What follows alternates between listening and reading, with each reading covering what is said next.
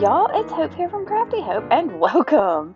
I'm working on another art journal spread today. This one is in my Bobbsey Twins book. This is just an old Bobbsey Twins book, basically. I thought it had been holding up pretty well, but no, the spine has begun to split, so I'm gonna have to eventually fix that. So, and actually, I've got another book that I'm gonna have to fix the spine on. So, yeah, you'll see that probably in the next video. Any case, I am just coming in. I started by putting down a little masking tape down the center, and that's just because I have leaked in this one before and it's gone through those pages pretty easy. So I wanted to make sure that right there in the center it was kind of secure. And I didn't seal the whole thing, just kind of the middle of it where it tends to be the messiest. And I'm collaging. I've got my scrap bucket off to the side, and I'm using this Elmer's glue stick. Just again, usually I use an Uhu glue stick, but because I'm having trouble getting to some of my supplies, I'm just using what I can get to. And then this time it's an Elmer's glue stick. So I'm going to put all this down, and I have to admit that this spread was actually inspired a bit by Lisa Goddard. I will link below, probably in the description box, to her channel. Whew, where are my words today? I'll link to her channel below. She is so inspiring. A lot of her work involves using a lot of gesso, really, and building up a lot of texture, adding in a little bit of color, and then pushing it back again with gesso. I'm not going to do as much of the gesso work as she does. I didn't want to copy her outright, but just kind of the use of blending out colors and adding in some other things is where I was inspired. I had just watched one of her videos, I don't know, like the day before, that morning, or whatever, and was like, yeah, I want to add a little bit of color and move it around and do kind of what Lisa does. So that's kind of what I'm going to do. And I had a couple of tea bags there that I put down, and I decided to use my Liquitex matte gel medium to put it down, just to give it a little bit more transparency. And then that worked out great because I have a couple pieces of fabric that I'm going to stick down, which sticks a lot better with the matte gel medium than it does with the glue stick. And I'm going to have trouble with this one because it goes across the seam, and I just didn't use enough of the matte gel really. So I'll play with that a little bit later. I don't know that's super obvious when I do it. All right, so that's all the collage I'm going to do for now, and I'm going to pull out my gesso. I think that's, yep. And I'm just gonna put it straight on the pages. Just just keep from making a bigger mess elsewhere. And I'm using a fat paintbrush to move it around. And I think after that, I'll take my brayer to kind of push it a bit more. And that adds, I like the texture that you get using a brayer on paint or a gesso or something like that. And that's kind of in the style of Iris from Iris Impressions Art. So, and I think this is the second time I've mentioned Iris in an art journal video. Now I'm excited, y'all. The next video after this one that I'll have up, it won't be an art journal video.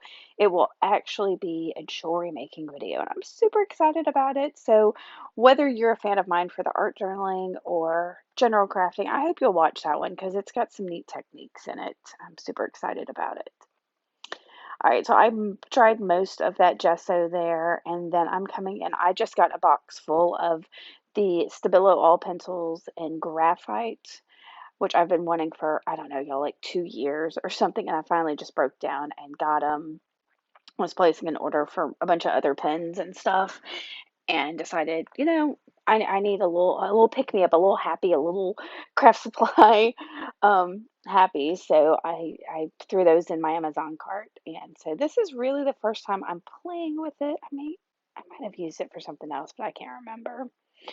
So, and I'm just doing some writing. I was listening to music while I was doing this, and so it was kind of the lyrics of whatever I was listening to, just to have something to put down there, right in that mostly dry gesso. And then I'm going to use two Dynaflow inks. This first one is magenta. The Dynaflow inks, I don't know what they are, if they're acrylic or what. It's a set. I bought it at an Owl's 5 and Dime forever ago. I happened to see them and was like, these are kind of cool. So I picked those up forever ago, and they come in a set. So there was the magenta, and here's the periwinkle, is I think the other color. And I thought those would blend really nicely together, and they do. They kind of create some lavender, lavendery, purpley tones in here. Especially the gesso that's not completely dry, kind of mixes in with that. Excuse me. So I'm gonna use a wet paintbrush to kind of move those around. I've got my Tim Holtz Distress Sprayer. I guess I had my words. I hadn't had all my coffee yet this morning, so that's what it must be. All right, so I'm getting those kind of moved around across the page. I really do wish that upper left corner I had blended it out just a touch more, but it's not too big of a deal. It's just, that's just a me thing when I looked at it later.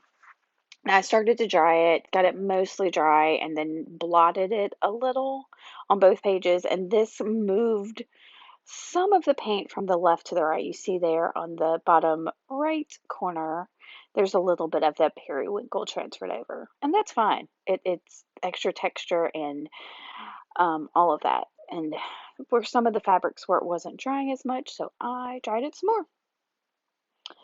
I wanted something kind of blocky and big on this. I decided to pull out. These are Tim Holtz Block Upper, I think is what it's called. I got them at Tuesday Morning on clearance.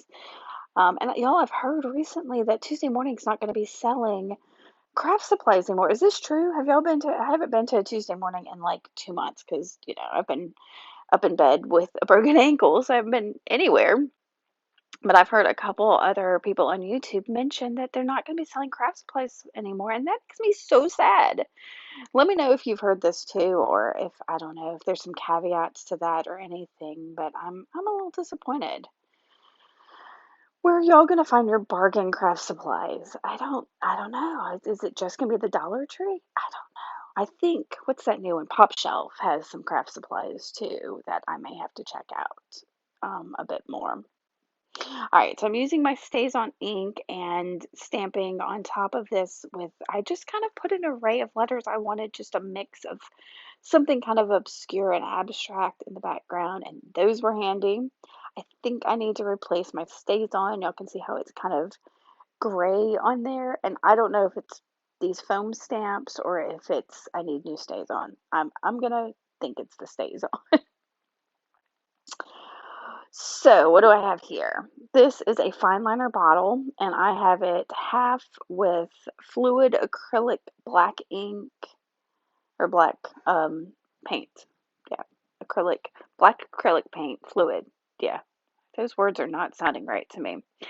And half airbrush medium to help it flow. And I am just using that to make some X's, just get some mark making in there. I think I was kind of hoping that the stamps would be darker and they weren't. So I'm using this to add that bit of darkness here on the page. Yeah, and I just kind of did X's across the page, making sure it felt, I don't know how to explain my smattering. Like I don't most of the time I don't like it to be like a pattern, but I want it to be all the way across the page. And so it is as random as I can make it while still being cohesive. That doesn't make any sense. I don't know, y'all. So I think I'm gonna dry that now. Yes, get those dry because I'm going to come in now with some uh, instant coffee. That is my little yogurt cup with some dried instant coffee in it. I'm spraying water in there and I am going to just paint on the page. This is also inspired by Lisa. I think her last video, I think it was coffee that she was putting in there. She's got a little teacup of what I think is instant coffee. And so I'm making sure my paintbrush is good and wet. And I'm just painting this page in spots, filling in some of the gaps uh, on around the magenta and the periwinkle to get something a little grungier on there, a little darkening. There's a lot of that gesso kind of still there in the background, and I needed it a bit more grungy, less, I don't know. Yeah. So if you saw my last video, you know I asked about doing a vlog, so I'm gonna ask y'all again. Are you interested in a vlog with a V from me? It's something that probably a couple months in the making before I actually sit down and do it or stand up and do it. Haha. But it's toying with my mind. I keep thinking about it. So, and I've had some people tell me they really want to see some of my outdoor treasure hunting adventures on a vlog. So, we'll try that. All right, I also splattered that coffee on there. I don't know if y'all saw that. I really like the dark splatters. It worked out so great. And then I dried that before I'm coming in with another fine liner. And this one is mixed the same as the other one, except it's white. That's it. And I'm going to do just some circles, like these little groupings of 3 circles around the page because I needed some like white on there. Like the same way I needed the black, I needed some white. So I'm adding those again kind of randomly but cohesively. And I like the threes because what is it? Odd numbers are more appealing to the eye. And I think not only do I have groupings of three, I think one, two, three, four, five, I have seven. So it's also an odd number. And for my focal, I decided it was just sitting there on top was this strip of yearbook photos, and I'm going to pull out this girl in the middle. For some reason, that the kind of absent, looking away look on her face appealed to me. So I grabbed her, and I had a piece of paper that was also in, I don't know, off to the side somewhere, maybe one of the strips I tore earlier. But I needed it to have a little something else, so I'm gonna paint on it with the coffee and just make these little blobs, almost a pattern, but not really. And then I'll dry that. And y'all, that coffee, I don't know what about it, but it stays kind of sticky and it makes things stiff. And so this piece of fabric got kind of stiff on here. And I'm gonna figure out where to position her.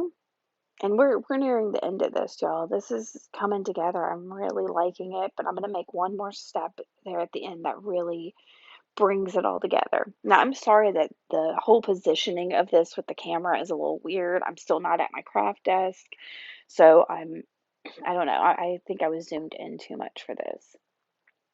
All right, so I've decided where my girl is gonna go, and I pulled out some art by Marlene stickers. Um, and I think that one said, "Don't wait, the time will never be just right," or something like that, which is something we all have to remember. Don't put off things just because it's not the right time, because if you wait, it may never be the right time to do it. That's the whole thing with I asked y'all about the vlog, and in 2 months it may not be the right time, but I'll be more able. So the only reason I'm waiting is because I can't get around right now. So we'll see what happens. I use my matte gel medium to stick down my fabric, to stick down my yearbook photo, and then I'm putting down my sticker with the sentiment. And I'm taking a look at this, and it doesn't feel cohesive. Something about the way I painted the coffee on that fabric doesn't carry through the rest of this art journal page. So for me, and I recommend this, if something just seems to be sticking out like a sore thumb, find some way to kind of integrate it. So the way I'm doing that is I'm taking that same brush and the coffee and making those same marks around on some of the kind of like white areas of this page. And that's it. I'm going to I'm going to use my glue stick to stick down that sticker a little bit more, and I'm going to be done with this. I hope you have enjoyed watching me create this spread. If you do, make sure to give me a thumbs up and make sure you're subscribed, y'all. Hit that big red subscribe button. Let me know if you have any questions, and thanks for watching. Bye.